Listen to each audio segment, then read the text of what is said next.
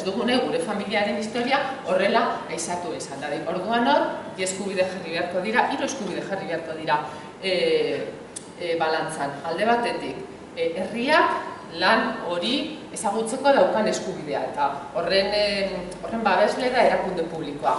Eta beste alde batetik, oinordekoek daukaten eskubidea hori ez zabaltzeko, bigarren eskubidea. Eta hirugarrena, oinordekoek eta egilearen familiak daukan intimitaterako eskubidea, bere trapusarrak kale guztian zabalik ez egoteko eskubide hori.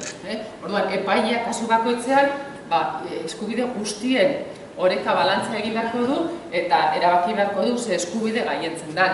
Interes publikoa eta beraz lanak argitaratzen segituko du edo familia horren intimidade eskubidea eta ez du argitaratuko edo familiaren borondatearen eskubidea. Hori kasuan kasu erabaki beharko da. Bueno, baina egile eskubide hauek badaukate denbora bat, baina denbora ere pasa egiten da eta gertatu dakigute, egilea hil ondoren, pasatu dira 70 urte, 97ko legearekin, 96ko legearekin, oraindik ezin izan dira 70 urte pasa, eta denbora, 96ko legearekin 70 urte, izango diteke lehenagoko lanak, baina bukatu ditu, 70 urte horiek bukatzen diranean zer gertatzen da. Lan hori dominio publikoan sartzen dela, hau da, guztiona da. Guztiona dela. Zer esan nahi du horrek, egileak ez, por supuesto, baina oinordekoek ere ez daukatela lan hori ustiatzeko eskubideri eta edozeinek libre erabili dezakela. Ikusten gaina, eskubide moralak errespetatu egin behar dira baita ere. Orduan, berriro, eskubide moralak eta ustiatzeko eskubideak, edo ondare eskubideak. Ondare eskubide horiek libre daude, eta orduan, ez da ordaindu behar, ez da baimenik ezatu behar, baina ezin da lan hori edozein modutara erabili. Esaten gendun, egiletza eskubidea, egiletza aitortzeko eskubidea, osotasunerako eskubidea. Eskubide horiek errespetatu egin behar dira. Eta orduan, nork zainduko ditu orain eskubideak.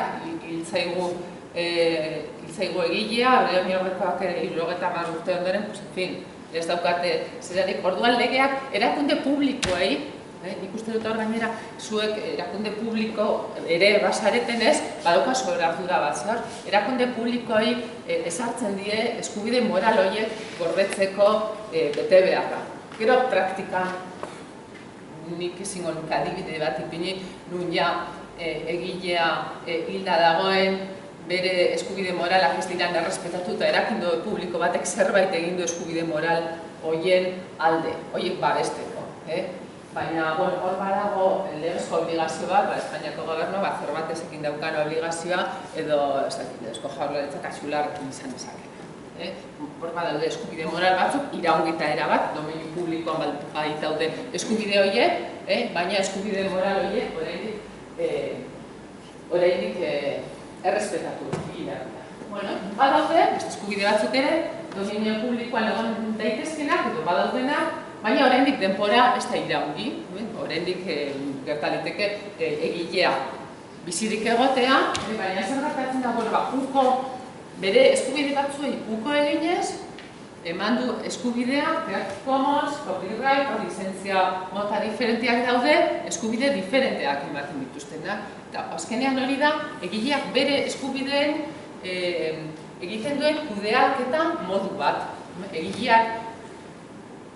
Egilea titular denez eta bere eskubideen jabe danez, erabakitzen du bere eskubideekin zer egin.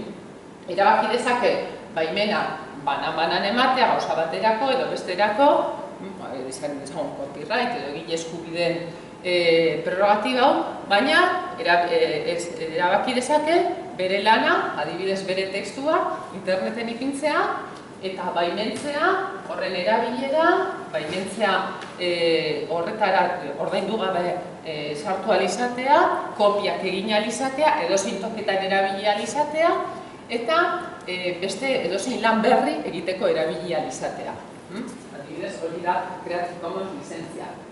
beti ere, gero berak modulatu egin ditzake eskubide horiek nola utzi. Eskubide morala esan dezake errespetatu dadila, beti ere aitor dakiola egiletza, eskubide morala, argido ere, aitor dakiola egiletza esan dadila beti bera dala testu horren jabe, eta gero modulatu dezake esan ez, baimentzen ditut merkataritzako eskubideak, ala ez, baimentzen dut honekin lan berri bat egitea, eta baimentzen dut lan hori gero merkatuan sartzea, edo ez, bakarrik erabiltzen ditudan, bakarrik baimentzen ditudan erabilerak dira tartean trafiko ekonomikorik sortuko ez dutenak. Hori da, merkataritzako erabilirik ez baimentzea. Baina, azkenean, erakizko edo kopileta da egileak berak bere eskubideen egiten duen kudeak eta modu bat, ez da gauza desberdin bat. Orduan, gertadak izueke, argazkiak, testuak, topatzea horrelako lizentziekin, jakin dezazuela, ez daukala tratamentu diferente bat, ez badaka zuetzako baimen ez duzu eskatu behar izango gauza jakin batzutarako, baina ez du horregatik produktu, gauza diferente bat, da kudeatzeko modu bat besterik ez da, egileak aurretik eskubide batzu ikuko egin die eta beste batzu utzi egiten dizkio, besterik gabe, ez daukala bezen misterio hori. Guazen horrein kasuistika txiki batera, estatu dut. Norekin egin dezakezu topo zuen inguruan, gero komentatuko dugu gehiago inguruan, baina burura duzai. Topatu ditzakezuela idazleak. Zer egin idazle baten lan bat, udal batek nahi duenean argitaratu. Garapen kontratu bat. Eta hemen kontratuaz gabizenean berbetan, legeak bai arautzen du ondo samar edo zehatz samar zer jaso behar den kontratu horretan. Eta hemen importantea da kontratu horretan hori behar da moduan egiteko. Hombre, hau, Amerikanoek esaten duten moduan kontratu egin behar baduzue, don't try this, esan edo, eta nik uste dakien batek, barkatuko diazu, baina uste eta bogo batek, legelari batek egin beharreko gauza bat izan behar dela. Nik uste legeak berak importantzia handien ematen dio, eta zer jaso beharko da kontratu horretan. Zelan, usten dan, zenbadankorarako, ematen dan eskubide hori, esaten ez bada 5 urterako izango da, defektuz ipintzen dan denbora 5 urte. Zer nahi zari, emango dan, nola kobratuko duen egileak. Nik udaletan eta ikusi ditudan liburua, normalian udalek daukate ohitura kopuru jakin bat emateko egileari eta hor konponbaian. Normalian liburu egileekin merkatuan ez da horrela egiten, baizik eta eman egiten zaio saltzen da liburu bakoitzeko kopuru bat. Zer gertatzen da udaleko liburuekin, askoz dirala saltzen, barruan geratzen dirala, pizka diferentea da, baina bai azpimarratuko nuke hemen kontratuaren premia, hemen ikusi ditugu gauza asko. Ikusi ditugu liburu asko argitaratzen udaletan batez ere, eta kontratua, igual ez dago kontraturik. Eta izan daiteke baita ere, adibidez, kontratazio pleguren lehiaketa baten bitartez. Zuek lehiaketa bitartez, pentsa ezazue, lehiaketara ateratzen dela, arrasateko historiari buruzko liburu bat egiteko lehiaketa bat. Eta presentatzen dira proiektu diferenteak, eta batek irabazten du. Behar bada, gero kontratu bat egin beharko da, kontratu horren ondorioz, lehiaketan jasotako zera guztiekin baldintza horiekin kontratu egin beharko da, eta hori izango da horren araupena. Jarri beharko da baita ere, zenbat ale botako diran liburu horretan. Esklusibidadean ematen diran eskubideak ala ez, batzutan soil batera mugatzen dana, ematen dira esklusibidadean, ala ez esklusiboan. Oso importantea da. Claro, bestela, egile hau arrasateko historia idatzen diguna, junal izango da, beste nun baitera, liburu hori saltzera. Eta topo dezake arrasateko udalak, berak argitaratu duela liburua, baina ere Gasteizeko udalak eta Gasteizko beste argitaletxe batek argitaratu duela liburua. Orduan, importantea da, esatea modu esklusiboan ematen diren, ala ez da, egileak utzi egiten dizkio erakunde horri, utzi egiten dizkio enpresa horri bere eskubideak, modu esklusioan berak bakarrik argitaratzeko, edo berak eta beste persona batek, edo beste enpresa batek argitaratzeko. Lurraldea, ezen lurraldetan argitaratuko da. Legeak zerrendu gari batean ikustu dut, hone gaur egun, ez dauka ipitzen da lurralde osoan, mundu osoan, eta kitxo. Lehen argitaletxeekin, bakoitzak bere, batez ere, bere merkatuaren zatia pizka bat banatuta, hau arreteatuko Espainian, hau Espainian hainbeste argitaletxe zeudela Sudamerikanoa baita ere, orduan igual ematen ziren eskubidea bakarrik Hego Amerikan argitaratzeko, ez Espainia, baina gaur egun niretzako ipini egin behar da legeak behartzen duelako, baina erabiltzen da formula esaten da guztien dira eskubideak mundu osoan argitaratzeko, punto pelota. Eta horrek balio du. Eta orduan horrek eskubidea berdinka orain buruz gaiz berbetan, baina zuen zazu internet bidez zabalduko da gauza batez, zabaldu dezakezu hemen edo Ginean, ale hori. Orduan lurraldea, iritzen da mundu osoa eta importantena, usten diran eskubideak.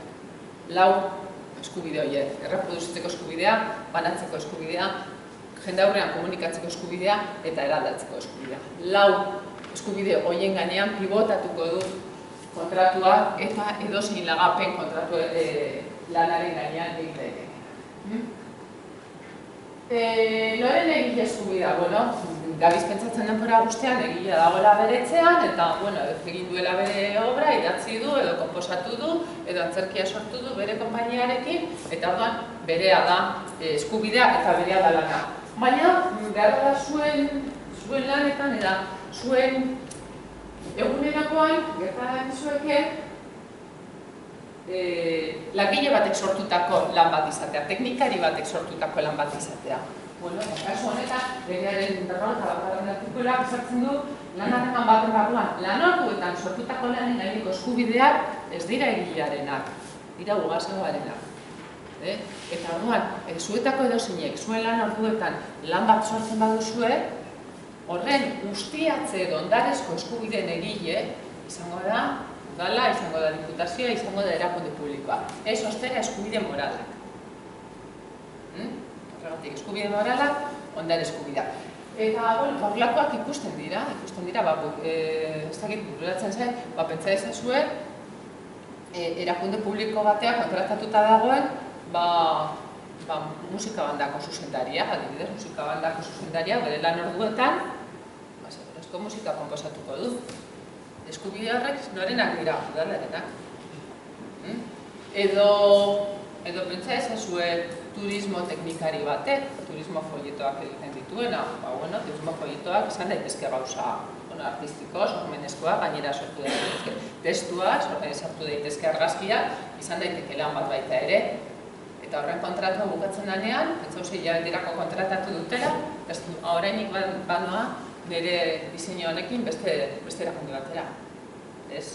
Lan ordutan sortutakoa erakundearena da, enpresearena da. Edozein erakunde publiko, zein pribatu, berdintzen, zuei hitz egiten dizuet erakunde publiko ez, zuei dagokizuena dalako. Baina berdin edozein editorek, edozein idazle kontratatuta baldin badago, argitaletxe batek kontratatuta, egile eskubideak ez dira bereak. Lan kontratu bat baldin badauka, lan harreman bat. Ez naiz ari zerbitzu arrendamiento bateaz. Persona bat autonomoa da eta fakturatu egiten dio erakunde publikoari edo fakturatu egiten dio enpresa. Ez, lan kontratu bat, lan harreman bat. Oso diferentea, nahiz batzutan praktikan oso antzekoak gertali daitezken, baina oso importantea da lan harreman barruan. Eta lan orduetan, klaro. Ze arazoekiko dugu, froga. Hau, nik bandako zuzendari honek hau egiten dik. Nire lan orduetan, edo egin du nire etxean igande arratsaldetan. Frogatu beharko da, hori ze ordutan egindan. Ordutan eta ze jardunaldi erabilitan horretan. Kasu bakoitzean, egon beharko da, froga arazoa eta kasu bakoitzean, kasu erabaki egin beharko da. Orduan kasu horretan,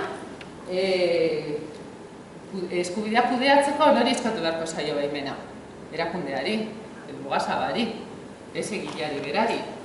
Bintzat baimena, lana erreproduzitzeko, banatzeko, komunikazio horrean publikatzeko, eraldatzeko baldin bada. Ustiapen eskubide horiek erakundeari edo enpresari eskatu beharko zaio, ez egileari. Ostera egileak ikusi beharko du bere izena antze jarrita, eta ikusi beharko du aitortzen zaioela, eta izango du eskubidea hori zati batean edo osorik argitaratzeko ala ez. Eta esango didazu, eta eukidezake lana hortik ateratzeko eskubidea, eskubide morala, merkatutik kanpora ateratzeko eskubidea? Segurazko bai, baina haber hori nola konpantzen duen bere ugazabarekin. Zebugasak izango dio, horrek kostu badaukala, eta lehen esan dugu, hirugarren kalterik gabe hori nola konpontzen da. Izan daiteke hor, dizka. Musika egilea, bere bai, musika lanak argitaratzeko kontratua. Kontratu hauek ez daude hain zehaztuta edizio kontratuak idatzizko lanak argitaratzeko moduan, baina baita ere, kontratua behar da musika lanak argitaratzeko. Gehiago, antzerkia eta musika. Antzerki lan bat, pantomima bat, koreografia bat, jende aurrean antzesteko eskubidea. Hemen ere baimena eskatu beharko da, eta baita ere musika lan bat jende aurrean jotzeko eskubidea. Kontratua, komunikazio publikoa eratuko. Kontratu horretan jaso beharko da, musika hori nola eman aditzera, nola erakitzera. Kasu gehiago, ikusentzunezkoa. Daukagunean ikusentzunezkoak, zeintzu dira ikusentzunezko baten egilea. Egileak hiru jabe izango, egiletzak hiru guraso dituko ditu. Zuzendaria, gidoigilea eta musikagilea. Orduan hor filme bat baldin badaukagu, horien egile eskubideak izan beharko ditugu kontutan. Normalean, egile eskubideen lagapen bat egiten da, utzi egite zaizkio egile eskubide gehienak ekoizleari. Produktorea izaten da, ekoizlea lan horren kudeaketarako gaitasuna izaten duena, aurretik zuzendaria gidoigileak eta musikogileak utzi egin dizkiotelako lan hori ustiatzeko eskubidea. Baina, eskubide morala, zuzendaria, musikagileak eta gidoigileak eskubide moralak dauzkate lan horren gainean. Bere egiletza aitortu egin beharko da, ikusentzunezko horretan, filme horretan bere izena agertu egin beharko da, eta edozein momentutan aldaketaren bat edo egina izango balukete, okondo egizela produktoreakin pagatzeko orduan. Baina, eskubide moralen jabe dira. Naiz eta gehienetan, esaten dizuen moduan, ekoizleari utzita dizkiote lan horiek. Gero nik kasuistik antzatu gaitezke, igual bigarren zatian gehiago, baina zuek behar bada lan egingo duzue film handiak nahi duzuen kakotxo guztien artean, baina baitera askoz film txikiagoekin, herriko gazte talde batek egin duen ikusentzunezko bat, adibidez. Horrez dago produktorerik. Hor, egon daiteke zuzendari bat, egon daiteke gidoigile bat, igual musikagilea ez, igual hartu dute musika beste leku batetik, orduan hor, seguru asko, zuen solaskidea ez da izango ekoizle bat ulertzen dugun moduan, baizik eta seguru asko etorriko zeizu zuzendaria, eta igual gidoia egin du beste batek, orduan hor ere kontutan izan pizka bat zer daukazuen aurrean, eta jakina, baimena eskuratzeko kontratua egin beharko da, argitaratzeko edo horren gaineko egile eskubideak eskuratzeko. Ordenagailu programa gogoan baldin badakazu hasieran ipini dugunean zerrenda azkenean agertzen ziren ordenagailu programa.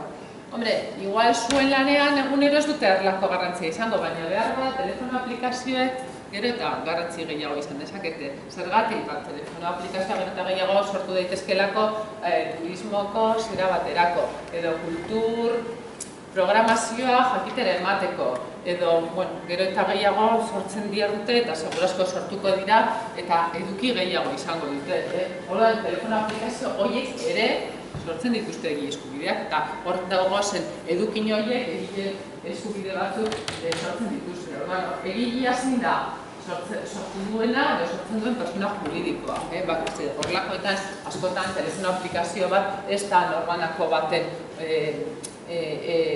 lan bat baizik eta enpresa batek egindako lan bat, persona diferenteak kontratatu dituelako eta orduan beretzako lan bat egin dutelako. Kasu horretan egile eskubideak soldatapeko personek egin dutenez, enpresak izango ditu eta orduan persona juridiko horrekin kontratu egitako da baimena eskuratu izateko. Legeak ezartzen ditu bigarren mailako eskubide batzuk eta esaten dio sui generis, bestelako egile eskubideak. Lehen esan ditugun personetaz aparte, arte, literatura edo zientzia obra bat egiten duten horietaz aparte, badute beste batzuk, bestelako egile eskubide batzuk dituzenak, eta dira artistak, interpretariak, jotzaileak, antzestu, errezitatu, kantatu, irakurri jo, irakurri, dantzatu, hori guztia egiten dutena. Dantzari batek, poesia errezitatzen duen persona batek, horrek ere, badauzka egile eskubide. Nola baitza esateko dira, segunda beko egile eskubidea, bigarren mailako egile eskubidea. Eta hor sartzen dira baitere eszena zuzendaria eta orkesta zuzendaria baitere. Legeak egiten du orkesta zuzendaria. Zalantza sartze zait, igual gehiago toki administrazioan gabitzen ez, bandako zuzendariak ere horrelako egile eskubideak ote dituen. Hori eta niri sortzen zaidan zalantza bat, ez dut topatu. Baina nik uste dut, segurazko orkesta zuzendariaren pare edo ipintzerik badagola. Eta orduan ere, igual toki administrazioan bere eskubideak ere aldarrikatu ahal izango dituzkera. Zein eskubide dauzkate hau? Dira, bigarren mailako eskubidea dira eskubide txikiagoa. Edukin txikiagoa da, pintatzeko eskubidea, euskarri batean pintatzeko eskubidea, reproduzitzeko eskubidea, komunikazio publikoko eskubidea eta banaketa eskubidea. Eta hemen ere, baimena idatzi eman behar da. Hauen iraupena txikiagoa, autorea edo kasu honetan egilea, artista, legeak esaten du artistas, interpretes y ejecutantes. Ez esaten autores, ez da ere. Artistas, interpretes y ejecutantes. Kasu hauetan, badaukaten eskubidea elaborrakoa da. Bere bizitza, 50 urte. Ez 70 urte egile estricto sensu horien kasuan ikusi dugun moduan. Eta ze eskubide moral daukate? Bueno, hemen ere murritzagoak. Izenaren aitortza, osotasunaren aitortza, eta eskubide morala korrektikoen kasuen bezala ez dauka iraungipen betiko da eskubide moral hori. Eta baita ere, bezalako egile eskubideak euskate fonograma ekoizleak, ikusentzunezko grabazio ekoizleak, eta irrati zabalkunderako erakundeak. Hau sartzen dira interpretes, artistes y ejecutantes arlo horretan, bigarren mailako eskubide horietan. Bueno, argazkiak, honek sortu ditu legeak beste apartado diferente batean jartzen ditu. Orduan, argazkiak ere sortzen dituzte eskubidea. Orduan, erruz-produziko banatzeko jende horrean komunikatzeko eskubidea utzi egin beharko da. Ze berezitasun daukate, bere iraungipen data ziagoa dela. Eta egile eskubidea sortuko dituzte 25 urtetan. Nora jo, horrelako egile eskubideen gaineko lanen bat kudeatu beharra daukasunean, uste dut, pizka bat ibili baldin bazarete izango duzuela eskarmentua kudeak eta erakundeak zer diran. Esgae, dama, aizge, eki daukagu horren baita ere.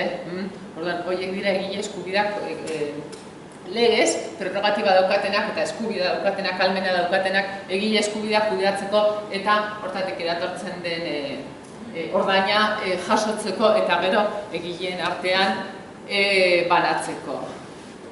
Eskatu behar zaie baimena, ordaindu egin behar zaie, legez bai, horrela. Badago modurik ez betetzeko, badago modurik ez ordaintzeko? Deskonexioa, etortzea baina ez dago.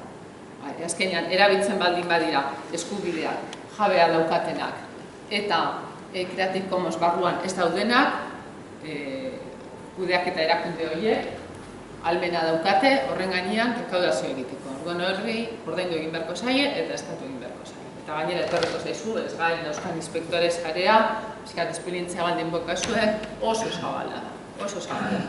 Coca-Cola baino edatuagoa dago, leku guztietan daude, eta edozein ekintzaz izaten dute informazioa. Segituan etorriko dira eta eskatuko dute egunekoa, hori ordaintzen musika dela, antzerkia dela, edo beste edozein emanaldi dela. Etorriko zaizue, eta badago moduren bat hori ez ordaintzeko? Ez ordaintzea, baina karameloak ez ordaintzea bezala, ordaindu egin behar dira. Orduan beti izango dugu horiekin jatzea. Eta horretarako niriari copyright ipini diot, zeinua horrekin baten dizkit, egindako lan guztiaren eta hemengo hitzaldiaren eskubide guztia, baina zuekin guztiekin konpartitzen dut eta ala egiten dizkizuet oso guztera. Eskerrik asko.